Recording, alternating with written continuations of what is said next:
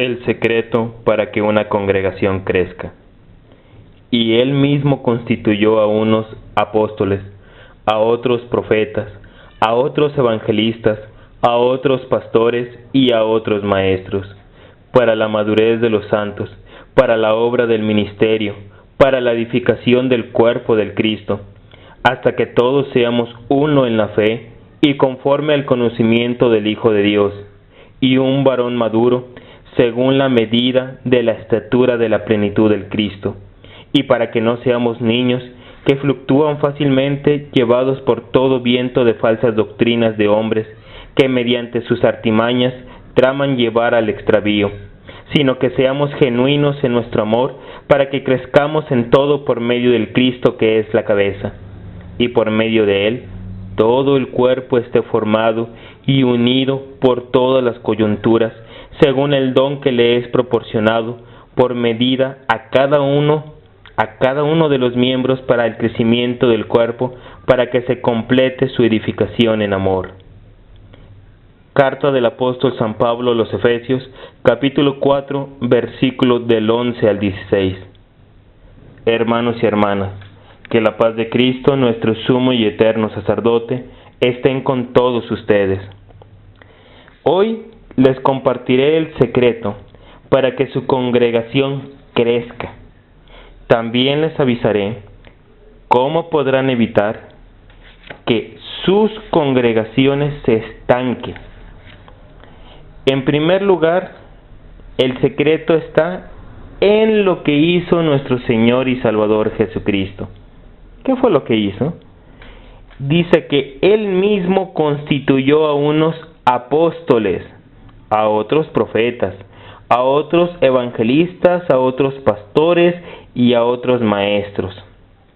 Es decir, en la iglesia no solamente existe el ser pastores. En las iglesias de tradición evangélica, pues el título oficial es pastor. En las iglesias de tradición católica, pues es el título de sacerdote, presbítero. Aquí no importa el título. Aquí lo que importa es que entendamos que en el cuerpo místico de Cristo, que es la iglesia, hay muchas funciones, muchos llamados, muchos los ministerios, y fueron constituidos por Jesucristo. Hay gente que se le olvida que el ministerio de evangelista es importante. A otros hermanos se les olvida que el ser misionero es una bendición. A otros se les olvida que el atender a los niños, que el atender a los jóvenes, que simplemente el recibir a la visita en los templos, en cada congregación, es muy importante, mucho, pero en realidad nosotros hemos descuidado esto. Lamentablemente en la mayoría de las iglesias se quiere simplemente ser el pastor de la comunidad. No importa el título que tenga, presbítero, sacerdote, ministro, reverendo, no importa el título. El hecho es de que hemos reducido el servicio cristiano a una sola función, y esto ha causado graves estragos tanto en la evangelización como en el ministerio de todos los bautizados, de todos los hermanos. Esto ha sido horrible, porque hay muchos hermanos que no sienten el llamado a ser pastores de comunidad, pero quieren servir. Pero como no se les ha explicado que hay otros ministerios, no se les ha explicado que hay otras funciones, simplemente no sirven, porque no saben cómo, no saben en dónde.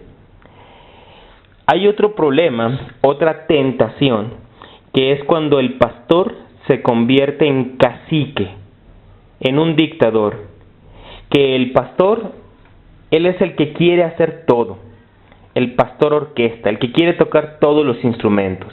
Es pastor, es tesorero, es organista, es cantante, es director del coro, de jóvenes, de todo. Dicen en mi tierra que le tira a todo y no le pega nada.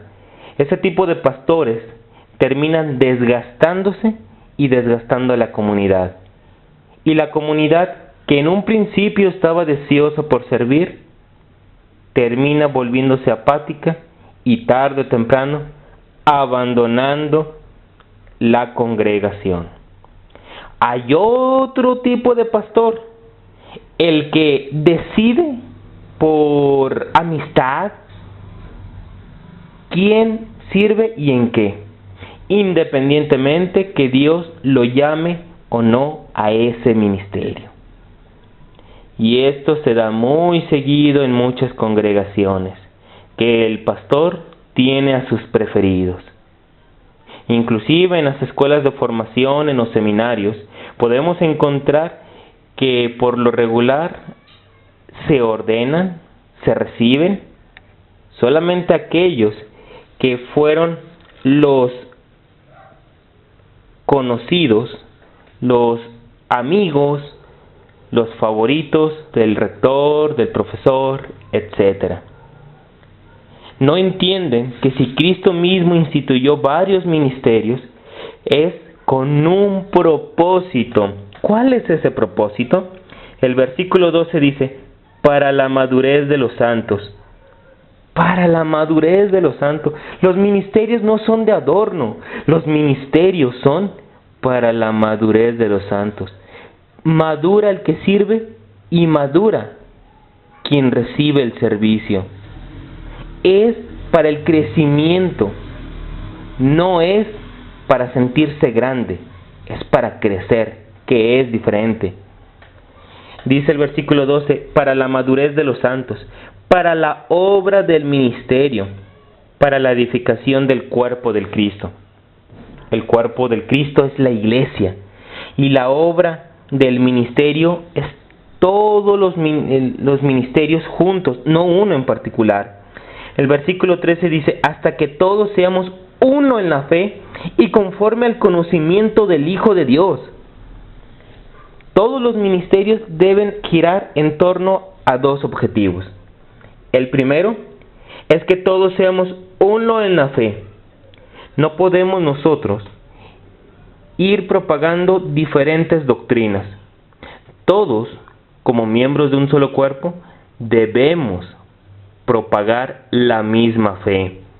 Por eso es importante que antes de iniciar un ministerio, la persona que va a predicar, a servir, conozca bien las verdades de las divinas escrituras.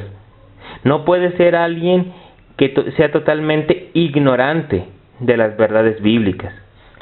El segundo punto es y conforme al conocimiento del Hijo de Dios. Impresionante. ¿Cuántas personas van a las iglesias porque les gusta la alabanza, porque los tratan bien, porque no tienen nada que hacer en domingo, pero no porque hayan tenido una experiencia real y personal con Jesucristo, no porque hayan nacido de nuevo, no porque hayan sido lavados en la sangre del Cordero? Asisten por un motivo equivocado. Jamás debe ser puesto en un ministerio una persona que no haya dado testimonio de haber nacido de nuevo. Dice, y un varón maduro, según la medida de la estatura de la plenitud del Cristo. Todos aquellos que estén en un ministerio deben día a día ir creciendo en la imagen misma de lo que es Jesucristo. Cada día en su forma de hablar, de servir, de vivir, deben asemejarse cada vez más al divino Salvador. El versículo 14 dice, y para que no seamos niños que fluctúan fácilmente, llevados por todo viento de falsas doctrinas de hombres que mediante sus artimañas traman llevar al extravío. Todos los que ministran, todos los que sirven en la iglesia, deben ser maduros en la fe, pero también deben ayudar a madurar a sus hermanos. Deben cimentarlos en la roca del Evangelio, y la roca es Jesucristo. Deben defender la verdad del Evangelio con las divinas escrituras, pero también con un testimonio de vida coherente. La gente, el mundo, está cansado de gente hipócrita, de gente que predica una cosa y vive de otra forma.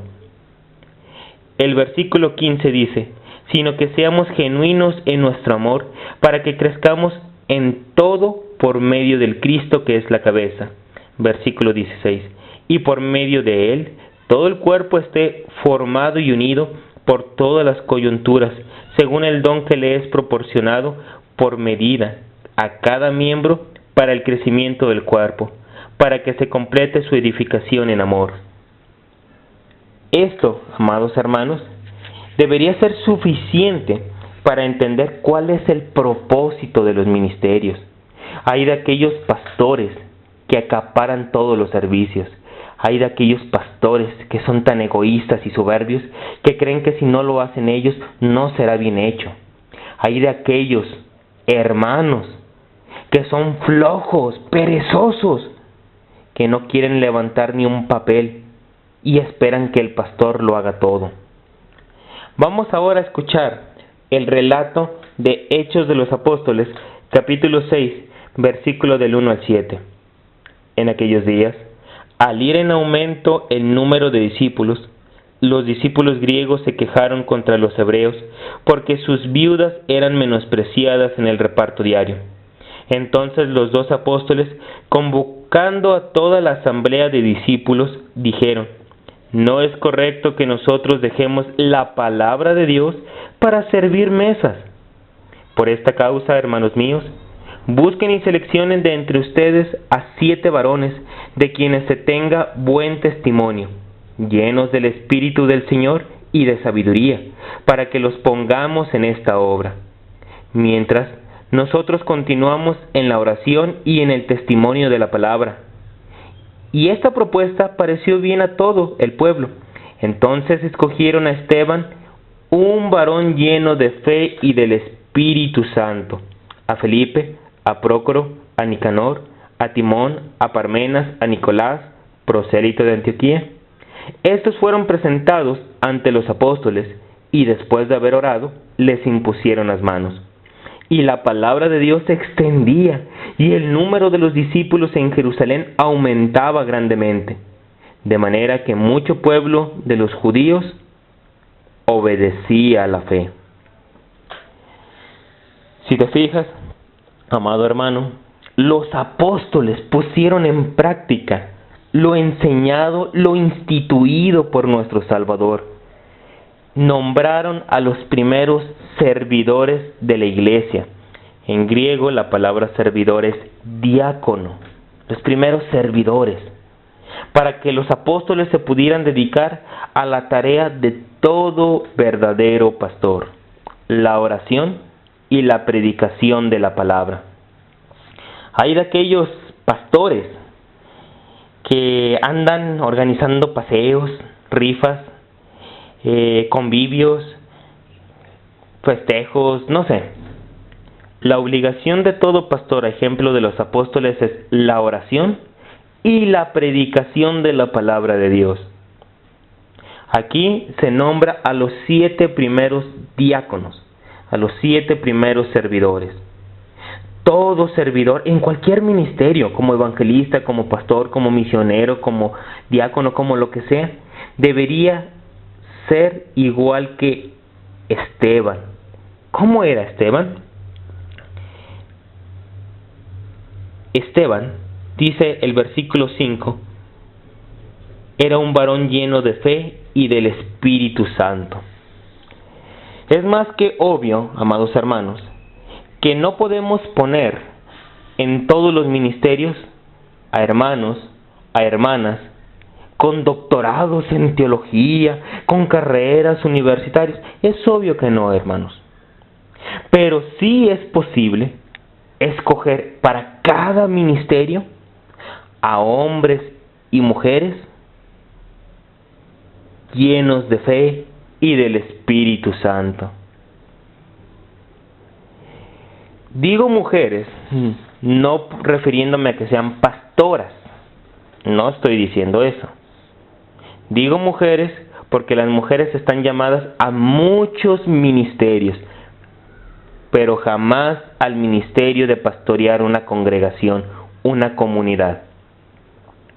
Hombres y mujeres, estamos llamados a darle gloria al Altísimo, a predicar las buenas nuevas del Evangelio, a dar testimonio. Pero Cristo escogió solamente varones como apóstoles. Los presbíteros, lo que en otras traducciones se les llama ancianos, son solamente varones. Sin embargo, hombres y mujeres, estamos llamados a servir a Cristo en diferentes ministerios. Hombres y mujeres deben ser llenos de fe y del Espíritu Santo. Yo prefiero que en mi congregación los servidores estén llenos de fe y del Espíritu Santo, aunque no sean grandes conocedores de las ciencias teológicas. Yo prefiero eso a tener grandes conocedores de la ciencia teológica, pero totalmente huecos, vacíos de Dios. Hombres y mujeres preocupados por la apariencia, viviendo carnalmente, soberbios, vanidosos. En realidad, amados hermanos, ese tipo de personas terminan dividiendo a la congregación porque ellos piensan que saben mucho y terminan tarde o temprano abandonándola después de haberle causado mucho daño a la congregación. Jesucristo quiere hombres y mujeres humildes, con ganas de servir, hombres y mujeres de fe y llenos del Espíritu Santo. Jamás he encontrado un texto bíblico que haya dicho que Jesucristo escogió a los grandes eruditos de la Escritura. Inclusive, el apóstol San Pablo dice que Dios escogió lo que es considerado como nada, como basura por el mundo, para manifestar su gloria. Dios llama a quien Él quiere, por eso es el soberano. Cuando uno se abre a las inspiraciones de Dios, cuando uno está dispuesto a servir al Señor de señores, al Rey de reyes, todo lo demás es fácil. Yo he sido testigo de gente no muy preparada, pero con mucho amor para con Dios, mucha fe y llenos del Espíritu Santo, que cuando empiezan a predicar, reciben una unción especial del Espíritu Santo y empiezan a obrar maravillas. Las conversiones se dan por montones. Los corazones más endurecidos se quebran ante el Evangelio. De igual forma, y en particular un clérigo de una iglesia que se disfraza igual que la católica romana, pero es de otra iglesia. Este hombre se siente que sabe mucho, que tiene títulos, sabe varios idiomas, pero cada vez que la gente lo ve llegar, aún sus feligreses se le esconden. ¿De qué sirve un pastor que sabe mucho y no ha nacido de nuevo? ¿De qué sirve un pastor que ha llenado su cabeza de conocimiento y su corazón está vacío, podrido y oscurecido? ¿De qué sirve tener siervos, ministros del Evangelio que viven de forma carnal? El primer paso para que el Evangelio sea predicado deberá ser siempre, amados hermanos, tener siervos, ministros humildes, hombres y mujeres que hayan nacido de nuevo, hombres y mujeres que amen al Salvador y amen el Evangelio. Ya basta de estar más preocupados por darle gusto a la gente que por darle gloria al Altísimo. Te invito, hermano, a que si no le estás sirviendo al Salvador, te comprometas a partir de hoy a servir en tu congregación. Ponte de pie y predica el Evangelio. Deja de estar calentando un lugar. Si Dios no te llama a predicar, aunque sea ponte a barrer el lugar donde se reúnan. Ponte a servir. Dale la bienvenida a la persona nueva que llega de visita. Ponte a orar sin descanso por el pastor, por el evangelista, por los misioneros, por todos ellos. Todos podemos y debemos servir al Evangelio. Todos nosotros estamos llamados a ser siervos que trabajen en la viña del Señor. Todos nosotros estamos llamados a darle la honra, la gloria y la alabanza a nuestro Padre Celestial. Que el Señor Jesucristo te guíe, hermano, a esta obra que es santa, a esta obra en la cual la inmensa mayoría de los supuestos cristianos no están haciendo nada. Menos del 2% de los cristianos están sirviéndole a su Señor. ¿Qué están haciendo el otro 98% de los cristianos? Solamente rascándose el ombligo. Por eso sus congregaciones no crecen. Por eso sus congregaciones no avanzan. Porque algunos esperan que el pastor haga todo. Y en otras situaciones es el pastor el que quiere hacer todo. Todos los miembros de las congregaciones, todos los cristianos, recibimos dones, talentos del Altísimo para su gloria y la salvación de las almas. Nadie puede decir, yo no tengo nada que compartir. Todos recibimos dones que debemos poner al servicio de los demás. Que el Señor Jesucristo, amado hermano, te bendiga y te motive mediante el Santo Espíritu a ponerte de pie, a predicar el Evangelio y a darle honra, gloria y adoración a su bendito nombre. Amén.